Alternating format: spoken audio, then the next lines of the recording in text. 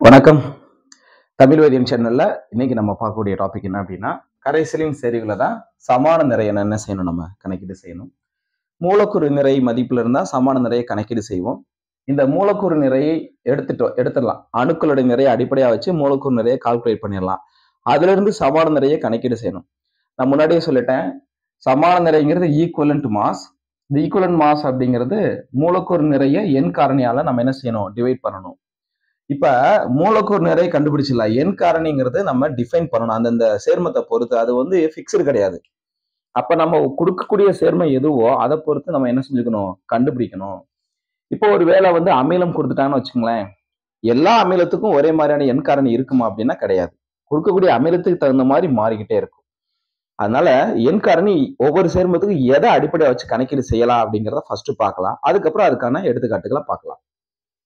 பாருங்க, நான் சில சேர்மங்கள் எடுத்துக்கிட்டேன். அதுக்கான எண் காரணி எப்படி நம்ம வரையறை செய்யறது அப்படிங்கிறத பார்க்க போறோம். இப்போ சேர்மத்தை பொறுத்தளவுக்கு அமிலமா இருந்தா எண் காரணி அதோடைய காரத்துவம். அப்போ ஒரு அமிலத்துக்கு காரத்துவம் கண்டுபிடிக்கணும். காரமா இருந்தா அமிலத்துவமா எடுத்துக்கிடணும். சாதாரண உப்பா இருக்குன்னு வைங்களேன், உப்புக்கு நேர்மின் அயனி எதிர்மின் அயனி வரும் இல்லையா, அதோடைய மின்சுமை மதிப்பு, நேர்மின் அல்லது எதிர்மின் அயனின் மின்சுமை மதிப்பு என்னவோ அது அதோட எண் காரணியா எடுத்துக்கணும். அடுத்து ஒரு அணுவா கொடுத்துட்டாங்க, சோடியம், கார்பன், நைட்ரஜன், இந்த மாதிரியான ஒரு எளிய அணுவா கொடுத்துட்டாங்கன்னு வைங்க. அப்ப அதோட இணைதிறன் மதிப்பு என்னவோ அதுதான். இணைதிறன் எலக்ட்ரான் கிடையாது, இணைதிறன் மதிப்பை தான் எண் காரணியா எடுத்துக்கிடுவாங்க. அப்புறம் ஆக்சிஜன் ஏற்றியா இருக்கலாம், இல்லைன்னா ஆக்சிஜன் ஒடுக்கியா இருக்கலாம். அப்படி இருந்துச்சுன்னா அங்க எலக்ட்ரான்கள் இடப்பெயர்ச்சி அடையும் இல்லையா, எலக்ட்ரான் ஒண்ணு வாங்கலாம் இல்லைன்னா கொடுக்கலாம்.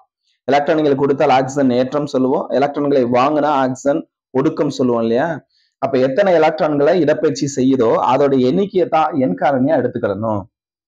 அடுத்து அமில உப்பாக இருந்தா என்ன செய்யணும் அப்படின்னா, அந்த அமில உப்புல நம்ம எத்தனை H+ உருவாக முடியுமோ அதை இடம்பெயரும் H+ எடுத்துக்கலாம்.